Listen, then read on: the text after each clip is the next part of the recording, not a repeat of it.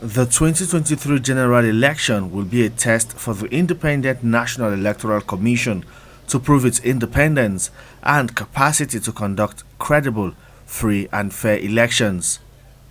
Already the Electoral Commission has delisted more than 1 million ineligible registration discovered in the continuous voter registration held between January and July the 31st this year as part of measures to clean up the voters register with the automated biometric identification system. As soon as this process is concluded, INEC will publish the voter register for scrutiny, claims and objections as required by the 2022 Electoral Acts.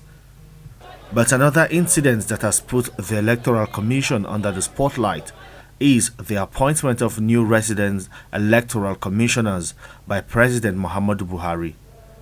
There are allegations that some of those appointed are members of political parties or have been indicted for corruption. Members of the civil society are now up in arms against this appointment and are calling on the Senate to reject their nomination. The Director General of the Center for Credible Leadership and Citizens Awareness, Gabriel Nwambu, says Section 156 as amended of the 1999 Constitution prohibits the appointment of any person who is a member of a political party as a member of INEC. It is evident that following the compulsory service by 19 resident electoral commissioners who have compulsorily retired following the 5-year tenure. The President Muhammadu Buhari decided to reappoint 5 of them, and then 14 were fresh, in other words, new appointees. Now, of the 14 persons, it is alleged that 4 of them are either card-carrying members of a particular political party or relatives of known political parties in Nigeria, very close relatives of known political party members in Nigeria, known politicians in Nigeria. Now, the provision of the 1999 Constitution, Section 156, subsection 1, is clear, very unambiguous.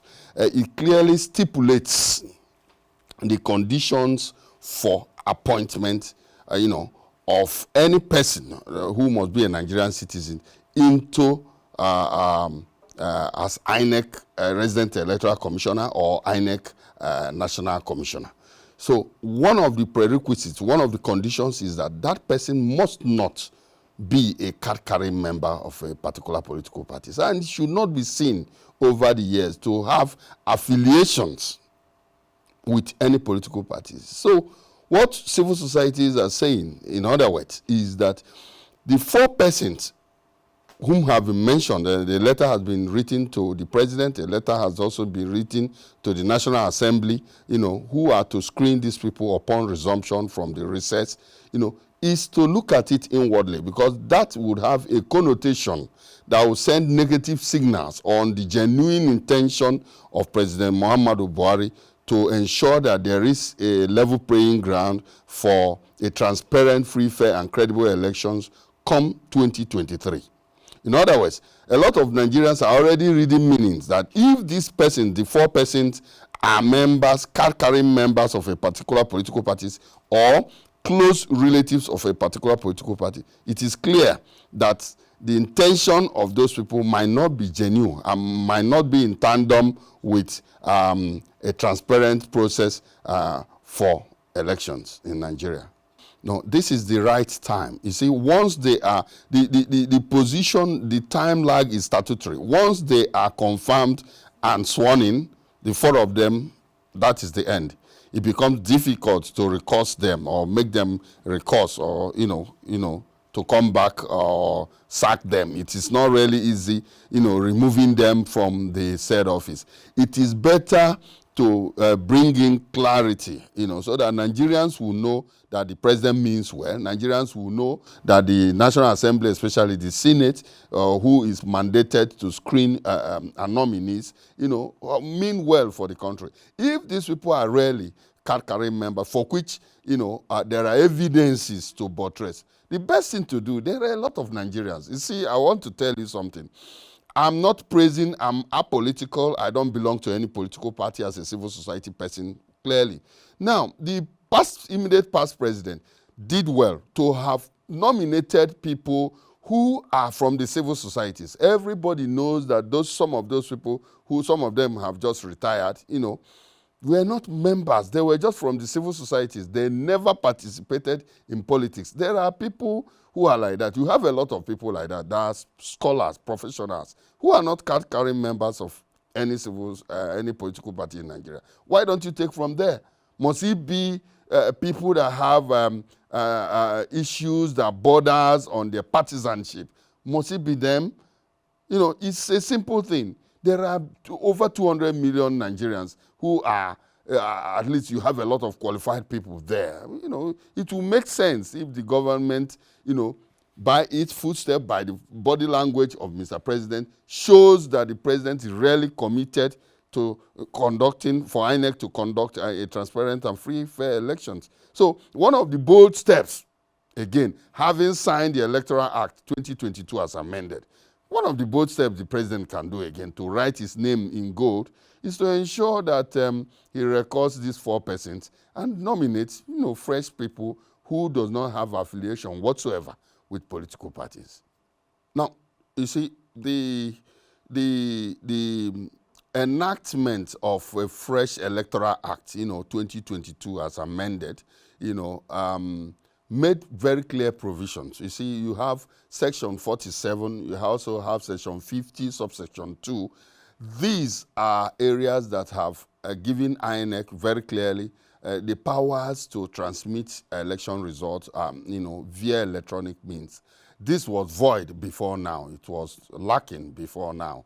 Now, there is also, INEC has also gone further to introduce what they call INEC viewing portals, where you view election results real time, online, across the world.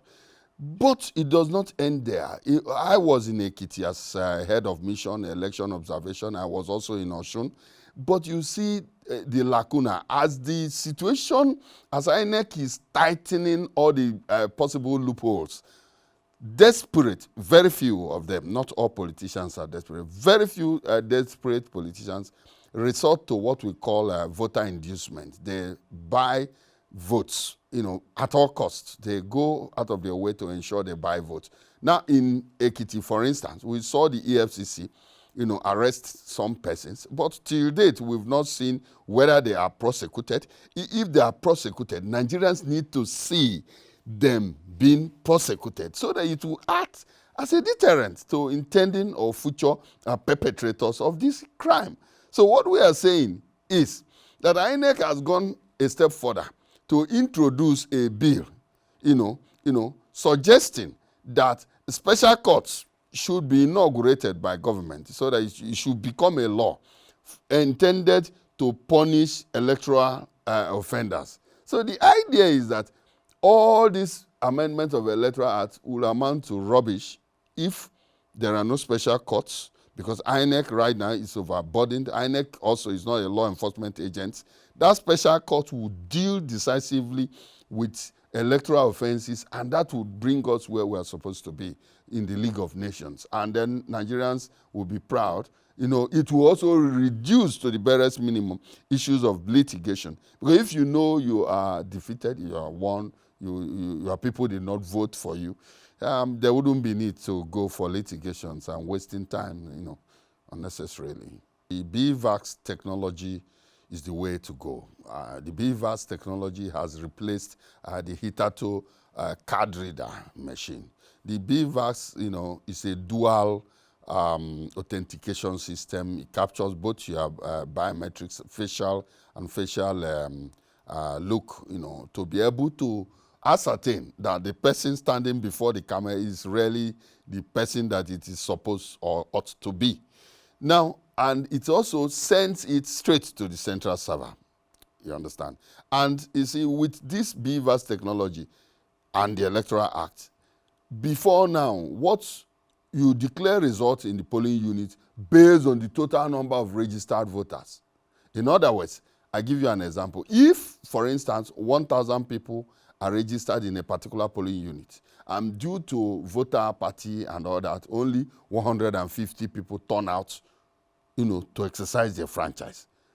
Before now, they declare those results based on the 1,000 people that are voted in that particular polling unit. They do not declare the result based on the... So what the new law is emphasizing is that the election result will be declared based on the total number of accredited voters on that day. In other words, if the BVAS has accredited 150 people, and then at the end of the collation, we find out that the entire people were 151, it becomes an invalid result. It shows that you now have more number of persons than the BVAS. So it automatically nullifies that result. But that was where some desperate politicians used to, because that 150 to 1,000 votes, they can manipulate it and write anything they like, and at the end of the day, it becomes. So right now, the BVAS technology has tried to eradicate a lot of complacencies. It shows that we are moving forward, although it's not yet Uhuru, but at least it's a work in progress. So, sir, what do you make of INEC's disapproval of political campaigns, especially in worship centers? Across the world, it is there are stipulated time where you are supposed to commence campaigns. In other words, it is expected that there should be decorum. There should be, you must work. You see, the inability of individuals or politicians in this matter to obey the laws in the country, to obey the electoral laws, is what is giving problems everywhere. If the politicians can just obey these simple rules, there wouldn't be need for problems all over. You see, it is against the law. It is, it is not in tandem with even fairness to commence campaigns, especially in worship centers, be it a church, mosque, or traditional worship places.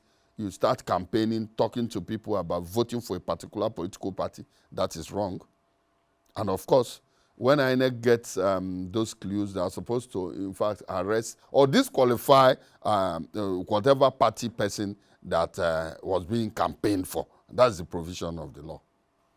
Generally, I think the major challenge we have in Nigeria right now is security. You see, there are places where I'm skeptical, as I am now. I'm so skeptical that elections might not be able to hold in those places. You see, even the Abuja we live in, and some of us brag about that. Right now, we can see that the people that are making everybody uncomfortable are also in the city of Abuja. And if they could come in to free over 100 of their members at the Kuje prison centers, it shows you that nowhere is really safe. So what we are saying is that there needs to be a synergy. The government is supposed to brace up with the challenge of complete bombardment of the terrorist group, so that we'll be sure that this election will really hold. That is one. Two, INEC need to improve in areas like logistics, in terms of distribution of sensitive materials, which is the major thing. Setting up of the rack centers where the sensitive materials trickle down to the ward level and the polling units level. So INEC need to improve on that. But generally, from what we have seen with the latest Electoral Act, as seen in Ekiti and Osun states respectively, INEC has performed creditably well. But although there are room for improvement, there are room for improvement. In Anambra, the card reader, the BVAS technology did not perform optimally. But in Ekiti, we saw about 96% performance. In Osun too, same thing. So there is a significant improvement. So we want INEC to leverage on, not after getting to 96%, you drop again. And this is a general election, and these elections will be conducted simultaneously across the 744 local governments. So it's a bigger, huge task for INEC. And the Nigerian nation, the president should also ensure that the requisite funds for elections had been released to the commission in full, not in piecemeal, so that we'll be sure that INEC could do their job as it is meant to be.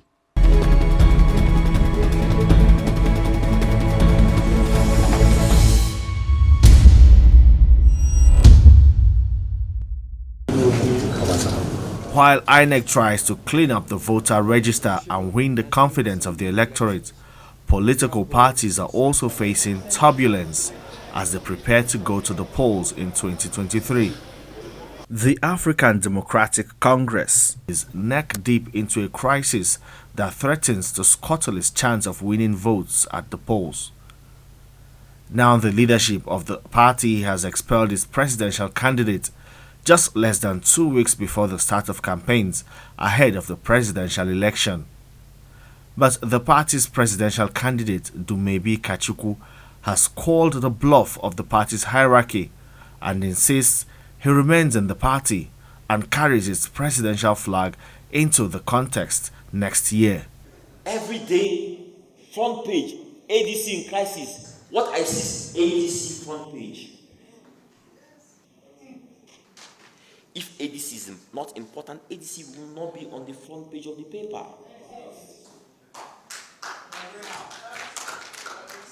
So I want them to continue because they are giving us free publicity. I am enjoying it. As I was coming here this evening, traffic lights, some young boys, these super people, ADC, ADC, ADC. I said, yo,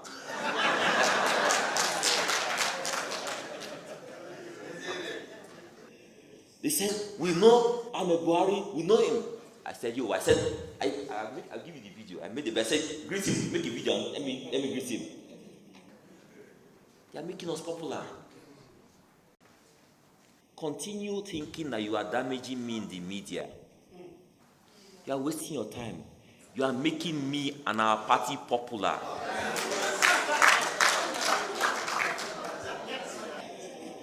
Are you guys aware that all these lesser known small parties, they are all having the same problem? Are you hearing about them? They are talking about me because I am important. You are important.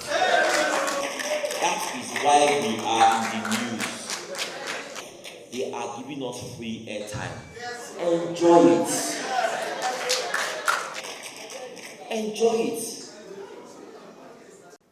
Now your former chairman is dancing like a masquerade on the streets. Shameful. That dance is saying, this is my property, nobody will take it from me. We have already taken our property. If they want to go to court, if it's up to Supreme Court, we'll go there. If it's United Nations, we'll go there. If it's ECOWAS, we'll go there. But we stay here, can't we? It's our party.